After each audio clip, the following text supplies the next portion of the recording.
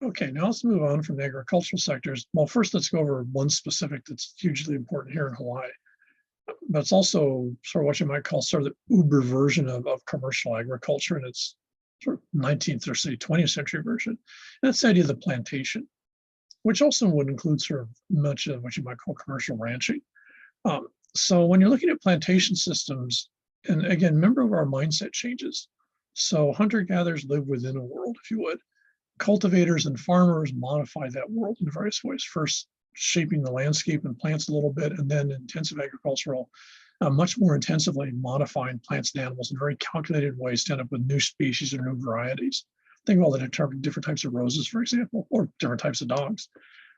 Pastoral nomads are sort of a variant form of that subset. Commercial agriculture is really different in many ways, not the least of which, if you remember that image from last time, is now you completely reshape the landscape. Now you actually go and you physically, tear down hills, level out areas, because now you need large amounts of heavy equipment. They need to be able to move around in that. You're not going to have much variety in terms of your plants. So now you're going to be very focused on one or two crops over massive areas, literally, square miles easily.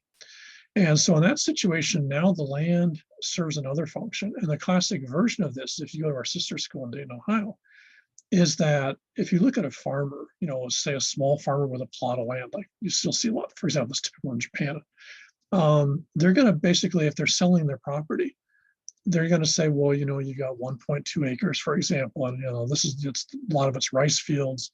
And they describe the size of the rice fields, and that's it. If you look at how commercial agriculture, especially agribusinesses, are described in the US, if you go to descriptions of, for example, land for sale or farms for sale in places like Ohio, and I saw some that are back there, what you find is very interesting is oftentimes what they'll tell you is what the actual regular value is of the land, not in terms of what it's worth, but how much you make off of the food you generate. So you can make, 123, dollars per square meter on this particular land. So they're not describing the land shape. They're not describing the soil conditions necessarily. They're not describing where it is. They're describing how much it's worth. So if you think about it, it's basically become real estate. You're not really talking about the ability of the land to produce food. You're talking about the ability of the land to produce money, in the sense that what you grow there is for the purpose of generating cash. It's not for the purpose of food consumption. And you have to remember, a large amount of the agribusiness in the United States is not food production. Even the stuff that was food production, for example, soy and corn, much of that is now converted to ethanol for fuel. So, if you're a farmer, there's not a lot of difference between you and someone drilling for oil, except that, it's a different process, but it's the same. You're part of the same business. You're making fuel. And this, of course, becomes even more complicated, because then if you've got the juxtaposition of someone who's growing soybeans, do they convert those soybeans? Do they sell them to someone for fuel? Or do they sell them for someone for food? Since soy is one of the major food crops for much of the world, not in the United States, but for example, in Asia. So in that situation, is there some moral reason why the farmer in the United States should sell it for food so that people don't starve in Asia, if he can make more money selling it for fuel here in the United States? And this is what you see with commercial agriculture, because his purpose of growing stuff is to make money off of it. And the sort of symptomatic, classic image we have here of that is very simply this.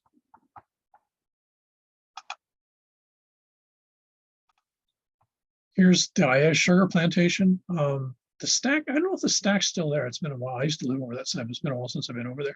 The stack's before you get to Pearl Ridge up on the hill. So Pearl Ridge is over here. Pearl Harbor's down here. So this is the image of the plantation. And here in Hawaii, you can see this whole area behind them. All this was completely denuded. Here in Hawaii, what they did, what we call chaining, where they'd actually take two tractors and actually this huge chain that you used to use to basically tie ships up. And they literally would drag the chain across the landscape. And what that did is that tore down all the trees. It would tear down all the walls or other things that were there and leveled it. So they'd go take the rock that they'd taken out of there, and they literally would chain it into piles. And you can still see these over the landscape. Most strikingly, if you go to Maui and you're headed to Lahaina, you look on the plantation over there on the way around Olawaloa, and you'll see nothing but these huge piles of stones. Well, those stones are literally collected by virtue of chaining. So you literally strip that environment. You totally shape it. You smooth it out. You remove the rocks and the trees, anything else that's in the way, and then you go and you plant it in cane. So in that situation, the guys that have this mill, here's the plantation mill, and this is their property behind them, they only see this property in terms of how much money it generates. This is radically different than the Hawaiian farmers that would have been the same hillside 100 years earlier, who basically saw the same landscape as how much food it provides them, first for their family, then in taxes to the chiefs or something like that, or surpluses. But it basically was a sustainable and largely self-sufficient world. This world, the guys growing the sugar aren't selling it in Hawaii. In fact, until the early mid-20th century, all the sugar that was grown at this mill and the other mills was actually packed up as raw sugar, which you can still buy in the stores. And then was shipped off to California, was turned into white sugar, which is what you still see in the CNH, the white pink package. This is one of the CNH, affiliated mills. So the weird thing is, if you actually bought white sugar here, if you're one of the guys living in the house here, the white sugar you bought has actually traveled 5,000 miles. It might have been originally processed. It was grown here, processed in the mill here, went 2,500 miles to the area outside of San Francisco called Sprecklesville, where they processed at the CNH refinery there, and then shipped back in a boat back here to be bought by whoever's living in the spot. So this is the plantation system. So the guy that owns this plantation is competing in the world market based on the price of sugar. Now, the price of sugar in the late 19th, early 20th century was really high. So these guys made obscenely huge amounts of money. I believe this is one of C. Brewer's mills. So they were worth a ton of money. Now, by the 1950s, 1960s, not only was a lot more of the planet in other areas growing sugar, so there was a lot more competition, but also the amount of sugar being consumed actually starts to drop off because it gets replaced by other types of sugar, corn syrup, for example, which is why a lot of corn's grown. A lot of the corn that's grown isn't turned into food. It's actually converted into sugar. So again, an alternate use for the crop, which means, well, I might be able to feed people, but I can make more money with this. What do I want to do? Well, if you're a commercial farmer, you're going to go where the money is. So these guys, basically this mill's gone because once the price of sugar dropped, it wasn't cost-effective operations. So they just walked from it. And all these people then have to figure out what they're going to do now because there's no work because the mill's shut down. So that's the plantation system. And it's a really good image here of this whole idea of agribusiness, because now your view of the landscape is what we still see today with real estate. Your view of the landscape is how much money can I make out of the landscape? You don't see the landscape as something that fills your tummy with food. You see the landscape as something that you use to get cash, and with that cash, you go somewhere and buy the food, which ironically might be imported from thousands of miles away from someone who's still a farmer, but their farming is probably still this type of modern farming. So the plantation system completely changed the world here in Hawaii. Now, the earliest version of this, ironically, wasn't the plant plantation. It was what you might call the animal plantation. That's the ranching industry, which starts up by 1805, 1810, which again was very similar. You did a lot of chaining. In fact, the ranchers were the first ones to do chaining, which then got picked up by the guys doing sugar. And you did it for the same reason. You wanted to clear the landscape because then more grasses would grow. You import the grasses, you get rid of the native trees. You bring in things like kiawe and koahaole and stuff like that, because those are better for feeding cattle. In that process, what you do is you then change that world. And that world then becomes what you might call a cattle world.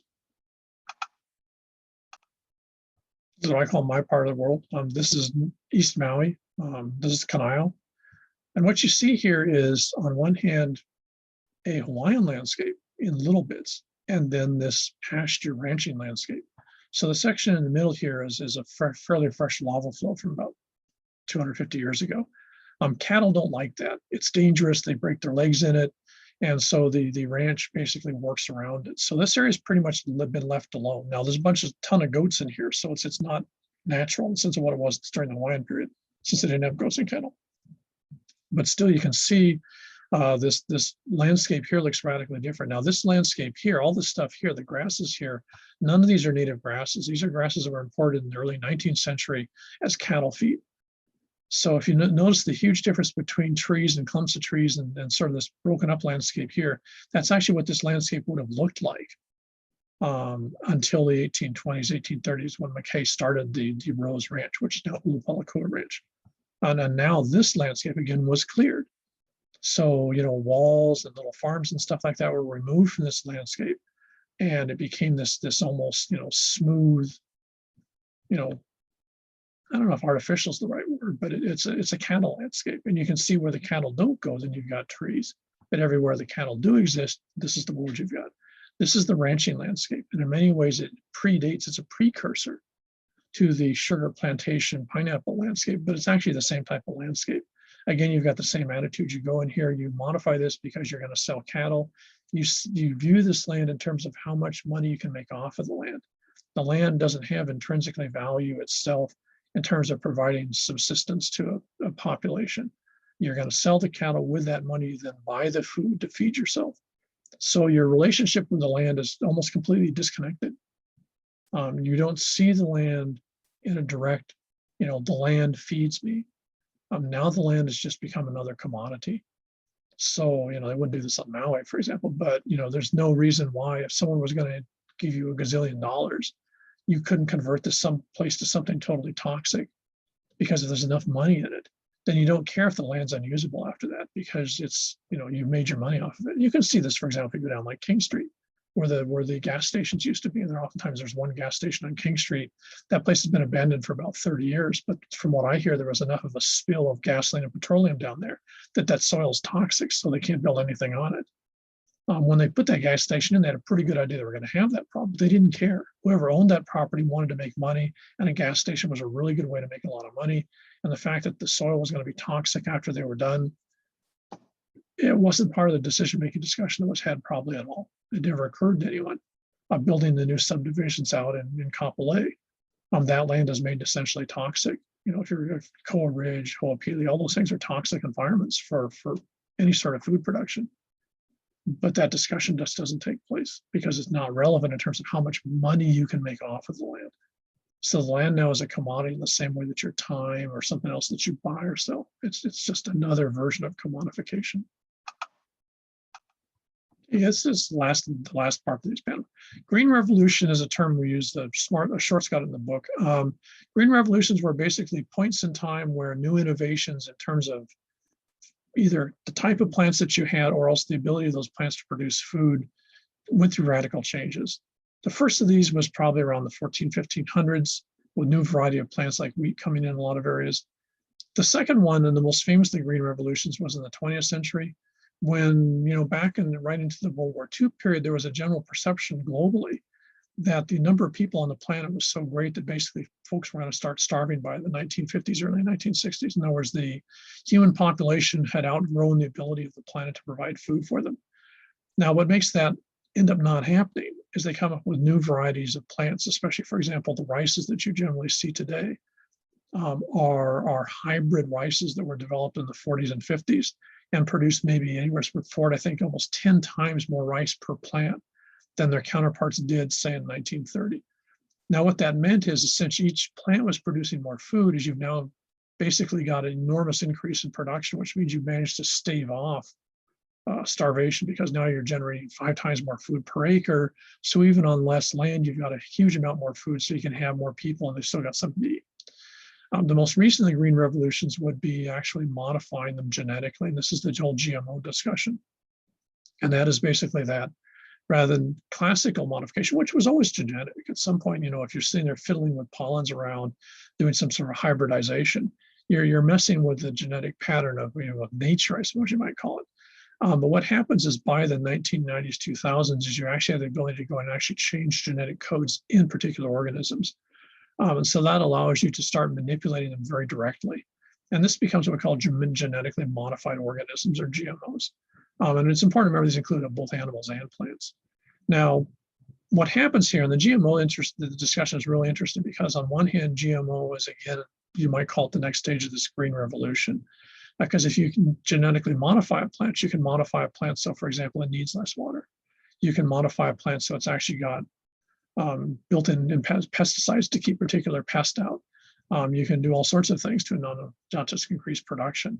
And you can do that by manipulating the genetic code of the organism. So on one hand, it seems like a science wins again proposition. And to a certain extent it is, because the population of the planet is still increasing. The green revolution of the 50s and 60s is pretty much, it's run its course. The population of the planet is still growing faster than now food can keep up. So you've got to come up with some new way of constantly increasing food production on less resource base. There's less water available because there's more people drinking water, so you've got less for crops, et cetera, et cetera. So in this situation, GMO is the next of these green revolutions. Now, where it gets very complicated, of course, is that when you start modifying genetic material, it's not so much the modification. Like I said, hybridization has been around for ages, but hybridization took a long time. And then if you start to introduce the new plant, that takes a long time. When you do GMO, if you go to the Monsanto fields, for example, on Maui or the ones near Wahiawa up here, you find that they're basically modifying plants within 1 or 2 generations. So they can come up with entirely new varieties of corn, for example, in 2 to 5 years. And then that's what Maui is. Maui and Wahiawa, where you actually grow the seed corn. So they modify the corn there. And then they take those seeds and send those seeds out. And so all of a sudden a farmer anywhere in the world can plant, 5 million acres in that particular modified version of the crop. Now, the problem you get into is because that's going so quickly from what you might call genetic modification to actual use, is you don't have any time built in to analyze what are the changes you've actually made, for example, nutritionally in the plant, or in terms of things that eat that plant, how's that changed them? For example, if you modify corn so it's got a more aggressive actual built-in insecticide, over say 20 or 40 years, is that going to actually bother people that eat a lot of that corn? Is it going to, somehow get into their system? And the problem with the GMO isn't that it happens. It's the fact that given the demands, and especially we're still talking commercial crops, so everyone only makes money if you sell it, then you end up with the surreal situation that you have things that you're growing, that people are consuming, that you really haven't gone through any long-term testing to see if there's any impacts. What you basically do is you test this version of a corn for maybe in a small pilot group for a year, and you say, there's no visible side effects, so it's got to be good. Which, if you think about it, really doesn't tell you squat. So the GMO issue is a very complicated one. You really can't go back to pre-GMO because then there's going to be people starving. However, GMO covers the whole mess of things. There's a huge difference between a plant that you've made more drought resistant and a plant which now has built-in insecticides, which means it's actually got toxins in the plant which affect insects, but very possibly affect other things too. So the problem with GMO is it's oftentimes seen as a one label for everything, when it's not a very complex issue. And we're actually up in the center of it because the Monsanto fields here provide a large part of the GMO seed products for a lot of different species globally. And, we won't get into the whole weird issue of patents and copyrights, but yeah, it's a surreal thing. If you want to look for some for a critical thinking paper, the whole GMO discussion, some subset of that is a fantastic example in terms of being able to dig into stuff that just seems to go on forever in terms of the complexity.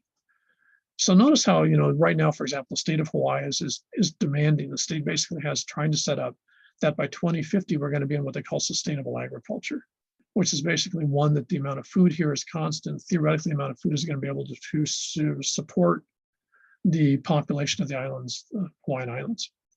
It's incredibly naive and isn't going to happen, especially because you've got the major food areas, for example, on Oahu are being turned into subdivisions. So at the same time you want sustainable agriculture, private property owners are saying, well, this is my farm. If I want to turn into a subdivision, you can't tell me no, because I own this property and I want to make as much money off of this property. And that means houses or a factory or something like that. I don't care if you want sustainable agriculture.